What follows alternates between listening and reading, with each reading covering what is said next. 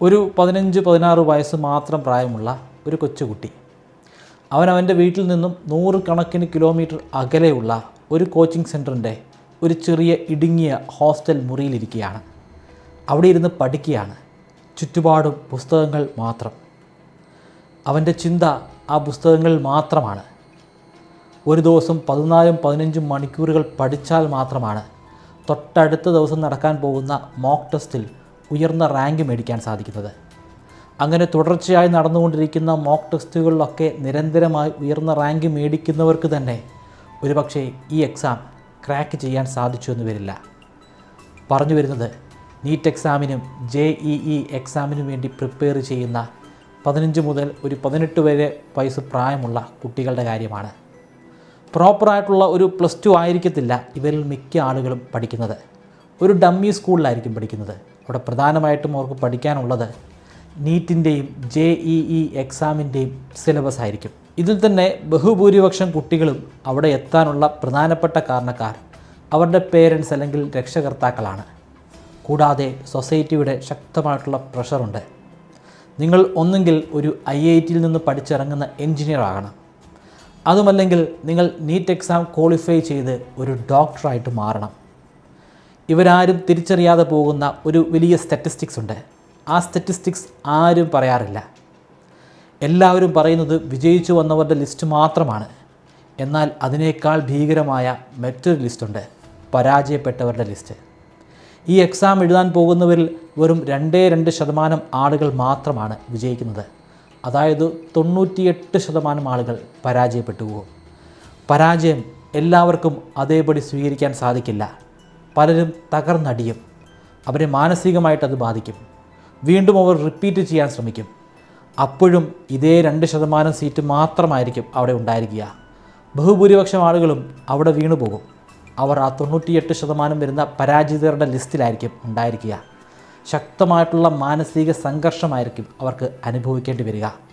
ആ മാനസിക സംഘർഷത്തിനിടയിൽ പൊരിഞ്ഞു പോയിട്ടുള്ള ജീവിതങ്ങളുടെ എണ്ണം ശരിക്കും നമ്മളെയൊക്കെ ഞെട്ടിക്കുന്ന തരത്തിലാണ്.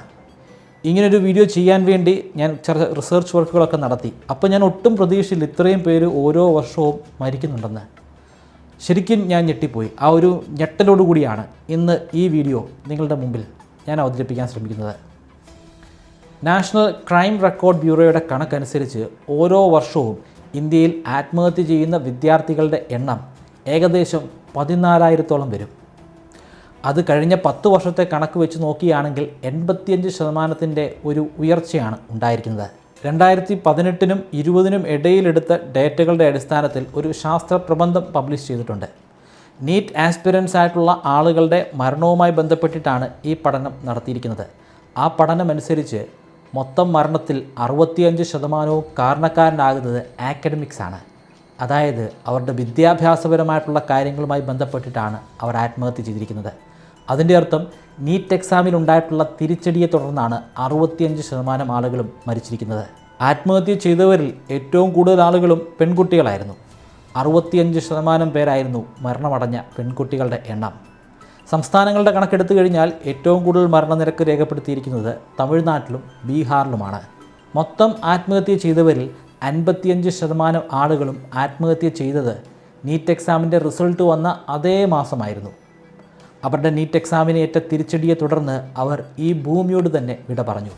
കാരണം അവരെ സംബന്ധിച്ചിടത്തോളം നീറ്റ് എക്സാം പാസ്സായില്ലെങ്കിൽ, ഒരു ഡോക്ടറായില്ലെങ്കിൽ ജീവിച്ചിരിക്കാൻ അവർ യോഗ്യരല്ല. പക്ഷേ ഇനിയും ഒരു 50-60 വർഷം ജീവിച്ചിരിക്കേണ്ട കുട്ടികളാണ് ആത്മഹത്യ ചെയ്തതെന്ന് നമ്മൾ ഓർക്കണം. ആത്മഹത്യ ചെയ്തവരിൽ ബഹുഭൂരിപക്ഷം ആളുകളും മിഡിൽ ക്ലാസ്സിൽപ്പെട്ടവരോ അല്ലെങ്കിൽ റൂറൽ ഏരിയകളിൽ ഗ്രാമങ്ങളിൽ താമസിക്കുന്ന ആളുകളോ ആണ്. പ്രധാനമായിട്ടും അവരെ ആത്മഹത്യ ചെയ്യാൻ പ്രേരിപ്പിക്കുന്നത് അവർ വരുത്തി വച്ചിരിക്കുന്ന സാമ്പത്തിക ബാധ്യതയാണ്. ഓരോ കോച്ചിങ് സെൻറ്ററുകളിലും ലക്ഷക്കണക്കിന് പണം കൊടുക്കണം ഒരു വർഷത്തെ കോച്ചിങ്ങിന് വേണ്ടി. അതിനു പുറമെ അവിടുത്തെ ഹോസ്റ്റൽ ഫീയുമുണ്ട്. പല കുടുംബങ്ങളും ഇത്തരത്തിൽ ഫീസ് കൊടുക്കാൻ സാധിക്കാതെ അവരുടെ കുടുംബം വരെ പണയം വെച്ചിട്ടാണ് ഓരോ കുട്ടികളെയും കോച്ചിങ് സെൻറ്ററുകളിലേക്ക് അയക്കുന്നത്. ഇങ്ങനെ പണം നഷ്ടമായത് അവർക്ക് വ്യക്തമായിട്ടറിയാം. തങ്ങൾ കാരണം തങ്ങളുടെ അച്ഛനും അമ്മയും കഷ്ടപ്പെട്ടുണ്ടാക്കിയിട്ടുള്ള അവരുടെ സമ്പാദ്യം മുഴുവനും ഇല്ലാതെയാകുന്നുവെന്ന് ഓർക്കുമ്പോൾ അവർക്ക് അടക്കാനാവാത്ത കുറ്റബോധമാണ് തോന്നുന്നത്. ആ ചെറിയ പ്രായത്തിൽ അത്തരത്തിലുള്ളൊരു കുറ്റബോധം അവർക്ക് താങ്ങാൻ സാധിക്കില്ല. അങ്ങനെയാണ് പലരും ആത്മഹത്യ ചെയ്യുന്നത്. കുറേയധികം കുട്ടികൾ ജനിച്ച നാൾ മുതൽ കേൾക്കുന്നതാണ് ഡോക്ടർ ആകണമെന്ന്. പെട്ടെന്ന് ഒരു സുപ്രഭാതത്തിൽ ഒരു റിസൾട്ട് വരുമ്പോൾ അവർക്ക് ഡോക്ടർ ആകാൻ സാധിക്കുന്നില്ല. പിന്നീട് അവർ ചിലപ്പോൾ വീണ്ടും റിപ്പീറ്റ് ചെയ്യുന്നുണ്ടായിരിക്കും, പിന്നീട് റിപ്പീറ്റ് ചെയ്യുന്നുണ്ടായിരിക്കും. ആ റിപ്പീറ്റിൽ ചിലപ്പോൾ ഒരൊറ്റ ക്വസ്റ്റ്യനിലുണ്ടായിട്ടുള്ള തെറ്റ് കാരണമായിരിക്കും ഡോക്ടർ ആവുക എന്നുള്ള അവരുടെ സ്വപ്നം പൊലിഞ്ഞു പോകുന്നത്. അതിനെ തുടർന്ന് അങ്ങനെ ആത്മഹത്യ ചെയ്യുന്നവരുടെ എണ്ണവും വളരെ കൂടുതലാണ്. എങ്ങനെയാണ് ഇന്ത്യൻ യുവത്വം ഈ കെണിയിൽ അകപ്പെട്ടു പോയത്? അത് മനസ്സിലാക്കണമെങ്കിൽ ഇതിൻ്റെ പിന്നാലെ ഒഴുകിപ്പോകുന്ന കോടിക്കണക്കിന് രൂപയുടെ ബിസിനസ് നമ്മൾ മനസ്സിലാക്കണം. കോച്ചിങ് സെൻറ്ററുകളുടെ ഹിഡൻ അജണ്ട നമ്മൾ മനസ്സിലാക്കണം. ഇതിൻ്റെ എല്ലാം തുടക്കം പതിറ്റാണ്ടുകൾക്ക് മുമ്പാണ്. ഒരു ബ്രില്യൻ്റ് ആയിട്ടുള്ള എഞ്ചിനീയർ VK ബൻസാൽ, അദ്ദേഹത്തിൻ്റെ വീട്ടിലിരുന്നു കൊണ്ട്, അദ്ദേഹത്തിൻ്റെ വീൽ ചെയറിലിരുന്നു കൊണ്ട് അദ്ദേഹം ക്ലാസ്സുകളെടുത്തു. എൻട്രൻസ് എക്സാം ക്രാക്ക് ചെയ്യാൻ വേണ്ടി അദ്ദേഹം വിദ്യാർത്ഥികളെ പഠിപ്പിച്ചുകൊണ്ടേയിരുന്നു. പക്ഷേ എല്ലാ ആളുകളെയും അദ്ദേഹം പഠിപ്പിക്കാൻ മുതിരില്ല. ആ ജോലിക്ക് കൃത്യമായിട്ടുള്ള ആപ്റ്റിറ്റ്യൂഡുള്ള, അഭിരുചിയുള്ള ആളുകളെ അദ്ദേഹം പ്രത്യേകമായി തിരഞ്ഞെടുത്തു. അതിനുവേണ്ടി റിഗറസ് ആയിട്ടുള്ള ആപ്റ്റിറ്റ്യൂഡ് ടെസ്റ്റുകൾ നടത്തി. ആ ആപ്റ്റിറ്റ്യൂഡ് ടെസ്റ്റുകൾ പാസ്സായിട്ടുള്ള ആളുകൾക്ക് മാത്രമാണ് അദ്ദേഹം കോച്ചിങ് കൊടുത്തത്. കാരണം അദ്ദേഹത്തിന് വ്യക്തമായി അറിയാം, ഈ ജോലിക്ക് ഏറ്റവും ആപ്റ്റായിട്ടുള്ള ആളുകൾ മാത്രമാണ് ഈ പരിശീലനത്തിന് വരുന്നതെന്ന്. പക്ഷേ പിന്നീട് കഥയാകെ മാറി. ഇത് കോടികളുടെ ബിസിനസ്സായിട്ട് മാറി. ഓരോ മണിക്കൂറിനും ആയിരക്കണക്കിന് രൂപ വാഗ്ദാനം ചെയ്തുകൊണ്ട് മിടുക്കരായിട്ടുള്ള അധ്യാപകരെ അവർ ഹയർ ചെയ്തു. അതുകൂടാതെ ഏറ്റവും ഉയർന്ന റാങ്ക് മേടിക്കുന്ന ആളുകൾക്ക് പൈസ അങ്ങോട്ട് കൊടുത്ത് അവരുടെ പരസ്യം പത്രങ്ങളിലും മറ്റ് മാധ്യമങ്ങളിലും അവർ പബ്ലിഷ് ചെയ്തു. അവരുടെ എല്ലാം ഇൻ്റർവ്യൂസ് എടുത്തു.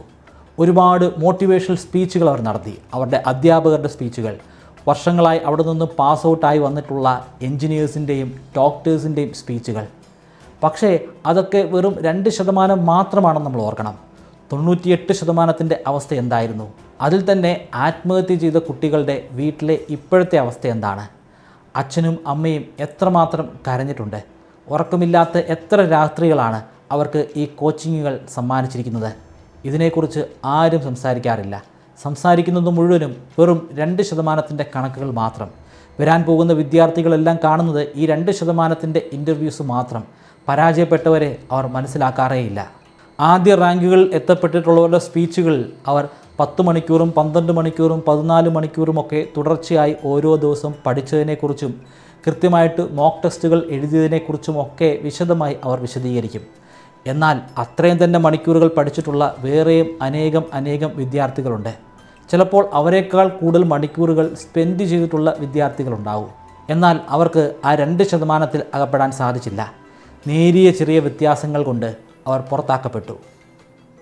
പുതിയ അഡ്വർടൈസ്മെൻറ്റ് സ്ട്രാറ്റജികളിലൂടെ പരാജയപ്പെട്ട വിദ്യാർത്ഥികളെ വീണ്ടും അവർ കോച്ചിങ് സെൻറ്ററുകളിലേക്ക് ആകർഷിച്ചു. രണ്ടാമതും പരാജയപ്പെട്ടവരെ മൂന്നാമതും പരിശീലിപ്പിക്കാനായി അവർ വീണ്ടും ക്ഷണിച്ചു.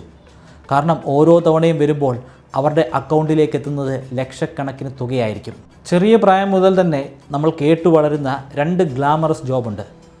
ഒന്നുകിൽ ഒരു ഡോക്ടർ, അതുമല്ലെങ്കിൽ IIT നിന്ന് പാസ് ഔട്ട് ആയിട്ടുള്ള ഒരു എൻജിനീയർ, അതുമല്ലെങ്കിൽ IISc പോലുള്ള നാഷണലി ഇമ്പോർട്ടൻസ് ഉള്ള ഒരു സ്ഥാപനത്തിൽ നിന്ന് പഠിച്ചിറങ്ങിയിട്ടുള്ള എൻജിനീയർ. അവർക്ക് ഓരോ മാസവും കിട്ടുന്നത് ലക്ഷക്കണക്കിന് രൂപയായിരിക്കും ശമ്പളമായിട്ട്. ഈ ഗ്ലാമറസ് ആയിട്ടുള്ള ജോലികളെക്കുറിച്ച് സ്വപ്നം കണ്ട് ഒടുവിൽ നമ്മൾ കോച്ചിങ് സെൻറ്ററുകളിലെത്തും. കോച്ചിങ് സെൻറ്ററുകൾ എത്തുന്നിടം വരെ നമ്മളുടെ മനസ്സിൽ ഈ സ്വപ്നതുല്യമായിട്ടുള്ള ജീവിതങ്ങൾ മാത്രമേ ഉള്ളൂ. പക്ഷേ കോച്ചിങ് സെൻറ്ററിൽ എത്തപ്പെട്ട് കഴിയുമ്പോഴാണ് ശരിക്കുമുള്ള അവസ്ഥ എന്താണെന്ന് നമ്മൾ മനസ്സിലാക്കുന്നത്. ഡോക്ടർമാരുടെയും എൻജിനീയേഴ്സിൻ്റെയും ജീവിതം വളരെ മോശമാണെന്നല്ല, അവർ ഏറ്റവും മികച്ച രീതിയിൽ തന്നെ ജീവിക്കുന്നുണ്ട്. പക്ഷേ അതിനു മുമ്പുള്ള കാലഘട്ടം, അവർ പരിശീലനത്തിൽ ഏർപ്പെടുന്ന കാലഘട്ടം, അവർ കോച്ചിങ് സെൻറ്ററുകൾ ആയിരിക്കുന്ന കാലഘട്ടം, ഓരോ ദിവസവും ഒരുപാട് സിലബസ് പോർഷനുകളാണ് അവർ കവർ ചെയ്യേണ്ടി വരുന്നത്. ഒരുപാട് ടെസ്റ്റുകൾ അവർ അറ്റൻഡ് ചെയ്യേണ്ടി വരുന്നു. ഒരു ദിവസം പഠിപ്പിക്കുന്ന കാര്യങ്ങൾ അതേ ദിവസം തന്നെ അവർക്ക് വീണ്ടും സ്വയം ഇരുന്ന് പഠിക്കാൻ സാധിക്കുമോ? അങ്ങനെ പഠിക്കുകയാണെങ്കിൽ ഒരു ദിവസം ഏകദേശം ഒരു 14-15 മണിക്കൂറെങ്കിലും കുറഞ്ഞത് പഠനത്തിന് വേണ്ടി മാത്രം അവർ മാറ്റിവെക്കേണ്ടി വരും. ഒരു ദിവസം എന്തെങ്കിലും ഒരു പിശക് സംഭവിച്ചു കഴിഞ്ഞാൽ അത് പിന്നീട് ബാക്ക്ലോഗ് ആകും. അത് പിന്നീട് വീണ്ടും പഠിക്കണമെങ്കിൽ അവർക്ക് അടുത്ത ദിവസം 18 മണിക്കൂറോ അല്ലെങ്കിൽ അതിൽ കൂടുതലോ പഠിക്കേണ്ടി വരും. അങ്ങനെ നിരന്തരമായി അവർ പഠനവുമായിട്ട് പോരാടിക്കൊണ്ടേയിരിക്കും. ഇതിനിടയിൽ പല മോക്ക് ടെസ്റ്റുകളും കടന്നുപോയിട്ടുണ്ടായിരിക്കും. ഓരോ മോക്ക് ടെസ്റ്റിലും കിട്ടിയിരിക്കുന്ന മാർക്കുകളുടെ അടിസ്ഥാനത്തിൽ ഓരോ വിദ്യാർത്ഥികളെയും വ്യത്യസ്തമായിട്ടുള്ള ടയറുകളിലേക്ക് അല്ലെങ്കിൽ ബാച്ചുകളിലേക്ക് ഇൻസ്റ്റിറ്റ്യൂട്ടുകൾ മാറ്റിപ്പാർപ്പിക്കും. ഏറ്റവും ഉയർന്ന മാർക്ക് മേടിച്ചവർ ആദ്യത്തെ ടയറിലായിരിക്കും, അതിന് താഴെയുള്ളവർ സെക്കൻഡ് ടയർ ആയിരിക്കും. അങ്ങനെ പോയി ഏറ്റവും കുറഞ്ഞ മാർക്ക് മേടിച്ചവർ ലോവർ ടയറിലായിട്ട് മാറും. ഏറ്റവും കൂടുതൽ പ്രാധാന്യം കൊടുക്കുന്നത് ഏറ്റവും ഉയർന്ന ടയറിലുള്ള വിദ്യാർത്ഥികൾക്കാണ്. കാരണം അവരാണ് കോച്ചിങ് ഇൻസ്റ്റിറ്റ്യൂട്ടുകളുടെ തുറുപ്പുചീട്ട്. അവർക്ക് പരമാവധി അവസരങ്ങൾ കൊടുക്കും, പരമാവധി റിസോഴ്സുകൾ കൊടുക്കും. അവർക്ക് ഏറ്റവും മികച്ച രീതിയിൽ വിദ്യാഭ്യാസം കൊടുത്ത് അവരെ ഒന്നാം സ്ഥാനത്തേക്ക് എത്തിക്കാനായിട്ട് ശ്രമിക്കും. ഇവർക്ക് ഒന്നാം സ്ഥാനത്ത് എത്താനുള്ള സാധ്യത താരതമ്യേന കൂടുതലാണ്. അങ്ങനെ അവരെ ഒന്നാം സ്ഥാനത്തെത്തിച്ച് അവരുടെ എല്ലാം പേരും റാങ്കും പത്രത്തിൽ കൊടുക്കും. അതിലൂടെ കൂടുതൽ ആളുകളെ ആകർഷിക്കും. പക്ഷേ ഏറ്റവും താഴത്തെ ടീറുകളിലുള്ള വിദ്യാർത്ഥികളുടെ അവസ്ഥ എന്താണ്? അവരിൽ ഭൂരിപക്ഷം ആളുകളും പരാജയപ്പെട്ടു പോകും. പരാജയപ്പെടാൻ വേണ്ടി നടത്തുന്ന ബാച്ചുകളായിരിക്കും ലോവർ ടീറുകൾ. വീട്ടുകാരിൽ നിന്നും വേണ്ടപ്പെട്ടവരിൽ നിന്നുമൊക്കെ ഒറ്റയ്ക്ക് താമസിക്കുന്ന ആ കൊച്ചു കുട്ടികൾക്ക് നേരിടേണ്ടി വരുന്നത് അവർ ജീവിതത്തിൽ തന്നെ കണ്ടിട്ടുള്ളതിൽ വെച്ച് ഏറ്റവും ടോക്സിക് ആയിട്ടുള്ള കോമ്പറ്റീഷനാണ്. തൊട്ടടുത്തിരിക്കുന്ന ആളുകൾ അവർക്ക് സുഹൃത്തുക്കളല്ല, കോമ്പറ്റീറ്റേഴ്സാണ്. അവർ തങ്ങളെക്കാൾ 1 മണിക്കൂർ കൂടുതൽ നേരം പഠിച്ചു കഴിഞ്ഞാൽ ഇവർ തകർന്നു പോകും. കാരണം അവർക്ക് കിട്ടുന്ന ഓരോ അഡീഷണൽ മാർക്കും ഇവരെയാണ് ബാധിക്കാൻ പോകുന്നത്. അപ്പോൾ ആ വിദ്യാർത്ഥിയേക്കാൾ കൂടുതൽ പഠിക്കണം. സാധാരണ കലാലയങ്ങളിൽ നമുക്ക് കാണാൻ സാധിക്കുന്നത് പോലുള്ള സൗഹൃദങ്ങൾ ഇത്തരത്തിലുള്ള കോച്ചിങ് സെൻറ്ററുകൾ ഉണ്ടായിരിക്കില്ല. അവിടെ വളർന്നു വരുന്ന കുട്ടികൾ അവർക്ക് മാനസികമായിട്ടുള്ള ഒരുപാട് പ്രശ്നങ്ങളുണ്ടാകും. പ്രോപ്പറായിട്ടുള്ള കൗൺസിലിംഗ് നടക്കുന്നുണ്ടായിരിക്കില്ല. എന്തെങ്കിലുമൊക്കെ ഒരു ചെറിയ പ്രശ്നമുണ്ടായാൽ പോലും അവരിൽ ആത്മഹത്യ ചെയ്യാനുള്ള ഒരു പ്രവണതയുണ്ടാകും, ഡിപ്രഷൻ ഉണ്ടാകും. ഡിപ്രഷനെക്കുറിച്ച് പേരൻസോ ടീച്ചേഴ്സോ ഇൻസ്റ്റിറ്റ്യൂട്ടുകളോ ഒട്ടും ബോധേഡായിരിക്കില്ല. ഒരു നിസ്സാര കാര്യം തന്നെ അവരെ ആത്മഹത്യയിലേക്ക് നയിക്കും. നമുക്ക് റിയൽ ലൈഫ് എക്സാമ്പിൾസ് തന്നെ നോക്കാം. വെറും 21 വയസ്സ് മാത്രം പ്രായമുള്ള ധോൽപൂരിൽ നിന്നുള്ള ഭരത് കുമാർ. ആ കുട്ടി 2 തവണ നീറ്റിന് വേണ്ടി പരിശ്രമിച്ചതാണ്. പക്ഷേ 2 തവണയും പരാജയപ്പെട്ടുപോയി. ഇനി പരാജയപ്പെടാൻ പാടില്ല. മൂന്നാമതായിട്ട് അവൻ വീണ്ടും പരിശ്രമിച്ചു. തുടർച്ചയായി 361 ദിവസങ്ങൾ അവൻ മുറിക്കകത്ത് കുറ്റിയിട്ടിരുന്ന് പഠിച്ചു. പക്ഷേ എക്സാമിന് 5 ദിവസങ്ങൾക്ക് മുമ്പ് ഒരു ചെറിയ കുറിപ്പ് എഴുതിയിട്ട് അവൻ ആത്മഹത്യ ചെയ്തു. കുറിപ്പിൽ ഇങ്ങനെയാണ് പറഞ്ഞിരുന്നത്: പ്രിയപ്പെട്ട അച്ഛാ, ഈ വർഷവും എനിക്ക് പാസ്സാകാൻ സാധിക്കില്ല, അതുകൊണ്ട് ഞാൻ പോകുന്നു. ബീഹാറിൽ നിന്നുള്ള 16 വയസ്സ് പ്രായമുള്ള അഭിഷേക് മണ്ഡൽ. എക്സാം എല്ലാം കഴിഞ്ഞ് തിരികെ വീട്ടിലേക്ക് വരാനുള്ള ട്രെയിൻ ടിക്കറ്റൊക്കെ അവൻ്റെ അച്ഛൻ ബുക്ക് ചെയ്തിട്ടുണ്ടായിരുന്നു. പക്ഷേ ആ ട്രെയിനിൽ അവൻ വന്നില്ല.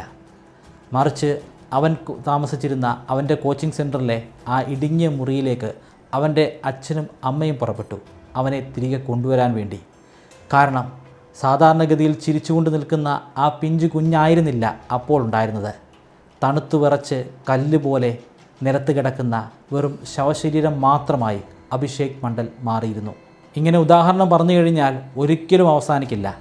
കാരണം ഓരോ വർഷവും 10,000-കണക്കിന് വിദ്യാർത്ഥികളാണ് ഇങ്ങനെ മരിച്ചുകൊണ്ടിരിക്കുന്നത്. ഇവരൊക്കെ മോശം വിദ്യാർത്ഥികളായിരുന്നില്ല, ഇവരൊക്കെ ഏറ്റവും മികച്ച വിദ്യാർത്ഥികൾ തന്നെയായിരുന്നു. അവരുടെ ക്ലാസ്സിൽ അവർ ടോപ്പേഴ്സായിരുന്നു. പക്ഷേ അവർക്ക് ഈ പ്രഷറിനെ വിസ്റ്റാൻഡ് ചെയ്യാൻ സാധിച്ചില്ല. അവർ പരാജയപ്പെട്ടു പോയി. അവരെ സംബന്ധിച്ചിടത്തോളം ഇത് അവരുടെ ജീവിതത്തിൻ്റെ തന്നെ പരാജയമാണ്. ഇനി വരാൻ പോകുന്ന 50 വർഷത്തേക്കോ 60 വർഷത്തേക്കോ അവർ ചിന്തിക്കുന്നേയില്ല. അവരുടെ ചിന്തകൾ മുഴുവനും ഡോക്ടറിൻ്റെ ഒരു സ്റ്റെതസ്കോപ്പ് പിടിച്ചുകൊണ്ട് നിൽക്കുന്ന അവരുടെ രൂപം മാത്രമാണ്. ആ രൂപത്തിലേക്ക് ഇനി ഒരിക്കലും എത്താൻ സാധിക്കില്ലെന്ന് മനസ്സിലാക്കുമ്പോൾ അവർ മരണമടയും. ഇവരിൽ നല്ലൊരു ശതമാനം ആളുകളുടെയും കുടുംബം സാമ്പത്തികമായിട്ട് വളരെ പിന്നോക്കമായിരിക്കും. ആ പിന്നോക്ക അവസ്ഥയിൽ നിന്നുകൊണ്ട് തന്നെ കടം മേടിച്ച്, അതും 20-24% പലിശയ്ക്ക്, കൊള്ളപ്പലിശയ്ക്ക് കടം മേടിച്ചിട്ടാണ് ഇവരെ പഠിക്കാൻ വേണ്ടി വിടുന്നത്. ആ പണമെല്ലാം വേസ്റ്റ് ആക്കിയല്ലോ എന്നുള്ള കുറ്റബോധം കൂടിയാകുമ്പോഴേക്കും അവരുടെ മുൻപിൽ മറ്റൊരു മാർഗവുമില്ല. എങ്ങനെയാണ് നമ്മുടെ യുവജനങ്ങളെ ഈ വലിയ പ്രതിസന്ധിയിൽ നിന്ന് കരകയറ്റാൻ സാധിക്കുന്നത്? നമുക്കെല്ലാവർക്കും സാധിക്കും. കാരണം നമ്മളെല്ലാവരും അടങ്ങുന്നതാണ് സൊസൈറ്റി. ഒരു ഡോക്ടർ ആവുക അല്ലെങ്കിൽ IITയിൽ നിന്ന് പഠിച്ചിറങ്ങുന്ന ഒരു എൻജിനീയർ ആവുക എന്നത് മാത്രമല്ല ജീവിതത്തിൻ്റെ ലക്ഷ്യം. അങ്ങനെ പഠിച്ചിറങ്ങുന്നവർ മാത്രമല്ല ജീവിതത്തിൽ രക്ഷപ്പെട്ടിട്ടുണ്ടാവുക. എനിക്ക് ഉറപ്പുണ്ട് എൻ്റെ ഈ വീഡിയോ കാണുന്നതിൽ ബഹുഭൂരിപക്ഷം ആളുകളും ഡോക്ടേഴ്സോ അല്ലെങ്കിൽ IITകളിൽ നിന്ന് പഠിച്ചിറങ്ങിയിട്ടുള്ള എഞ്ചിനീയേഴ്സോ അല്ല. എങ്കിൽ പോലും ഇവരെല്ലാവരും ജീവിതത്തിൽ വിജയിച്ചിട്ടുള്ളവരായിരിക്കും. ഒരു മേഖല അല്ലെങ്കിൽ മറ്റൊരു മേഖലയിൽ കഴിവ് തെളിയിച്ചിട്ടുള്ളവരായിരിക്കും. അവർക്ക് സൊസൈറ്റിയിൽ ഒരു നല്ല വിലയുണ്ട്. സാമ്പത്തികമായിട്ടുള്ള പ്രശ്നങ്ങൾ അവർക്ക് കാണില്ല. മാസാമാസം അവർക്ക് നല്ലൊരു തുക ശമ്പളമായിട്ട് ലഭിക്കുന്നുണ്ടായിരിക്കും. സുഖകരമായിട്ട്, സമാധാനമായിട്ട്, സന്തോഷപൂർവ്വമായിട്ട് അവർക്ക് ജീവിക്കാൻ സാധിക്കും. ഡോക്ടർ അല്ലെങ്കിൽ IIT എഞ്ചിനീയർ മാത്രമല്ല ഓപ്ഷൻ, വേറെയും ആയിരക്കണക്കിന് ഓപ്ഷൻസ് ഉണ്ട്. സന്തോഷത്തോടുകൂടി നമുക്ക് ആസ്വദിച്ച് ചെയ്യാൻ സാധിക്കുന്ന അനേകം തൊഴിലുകളുണ്ട്. സൊസൈറ്റി ആ തൊഴിലുകളെയും അംഗീകരിക്കണം. ആ തൊഴിലുകളും ഏറ്റവും മികച്ചതാണ്. എല്ലാത്തിനേക്കാൾ മികച്ചതെന്ന് പറയുന്ന മറ്റൊരു തൊഴിലില്ല. എല്ലാ തൊഴിലിനും അതിൻ്റേതായിട്ടുള്ള ഡിഗ്നിറ്റി ഉണ്ട്. പേരൻസ് മനസ്സിലാക്കണം, നിങ്ങളുടെ ആഗ്രഹത്തിന് വേണ്ടി ആയിരിക്കരുത് വിദ്യാർത്ഥികളെ പഠിപ്പിക്കാൻ. ആ വിദ്യാർത്ഥികളെ മനസ്സിലാക്കാൻ നിങ്ങൾക്ക് സാധിക്കണം, അല്ലെങ്കിൽ നിങ്ങളുടെ കുട്ടികളെ മനസ്സിലാക്കാൻ നിങ്ങൾക്ക് സാധിക്കണം. അവർ എങ്ങനെയുള്ള ഒരു ജീവിതമാണ് ആഗ്രഹിക്കുന്നതെന്ന് മനസ്സിലാക്കണം. എന്തിനാണ് അവർക്ക് സ്കില്ലുള്ളതെന്ന് മനസ്സിലാക്കണം. ചിലർ നന്നായിട്ട് പാടുമായിരിക്കും, അല്ലെങ്കിൽ നന്നായി അഭിനയിക്കുമായിരിക്കും. അതുമല്ലെങ്കിൽ വേറെ ഏതെങ്കിലും മേഖലയിൽ കഴിവുള്ള ആളുകളായിരിക്കും. അവരുടെ കഴിവുകൾ മനസ്സിലാക്കി അവരെ ആ വഴിയെ സഞ്ചരിക്കാൻ വേണ്ടി അനുവദിക്കണം. അവരെ സപ്പോർട്ട് ചെയ്യണം. പരാജയപ്പെട്ടാലും അവരെ ചേർത്ത് പിടിക്കാൻ നമുക്ക് സാധിക്കണം. അധ്യാപകർക്കും ഒരുപാട് റോളുകളുണ്ട്.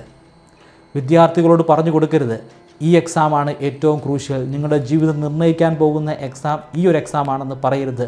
അത് ശുദ്ധ അസംബന്ധമാണ്. അങ്ങനെ ഒരു എക്സാമും ഇല്ല. നമ്മുടെ ജീവിതത്തെ പൂർണ്ണമായിട്ട് നിയന്ത്രിക്കാൻ പോകുന്ന ഒരു എക്സാമും ഇല്ല. ആ എക്സാം പരാജയപ്പെട്ടാലും നിങ്ങൾക്ക് ജീവിതത്തിൽ ഒന്നും സംഭവിക്കാൻ പോകുന്നില്ല.